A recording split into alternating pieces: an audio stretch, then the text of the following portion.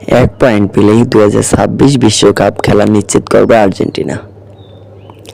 যুক্তরাষ্ট্র, মেক্সিকো ও কানাডায় অনুষ্ঠিত 2026 সালের বিশ্বকাপ নিশ্চিত করে ফেলেছে জাপান। প্রথম দল হিসেবে আগামী বিশ্বকাপের টিকিট কেটেছে তারা। দ্বিতীয় দল হিসেবে বিশ্বকাপ নিশ্চিত করার একবারের দ্বার প্রান্তে আছে আর্জেন্টিনা। আর মাত্র 1 পয়েন্ট পেলেই আর্জেন্টিনার 2026 বিশ্বকাপ নিশ্চিত হয়ে যাবে। আগামী 26শে মার্চ বাংলাদেশ সময় সকাল 6টায় ব্রাজিলের বিপক্ষে ঘরের মাঠে নামবে আলবিসেলেস্তেরা।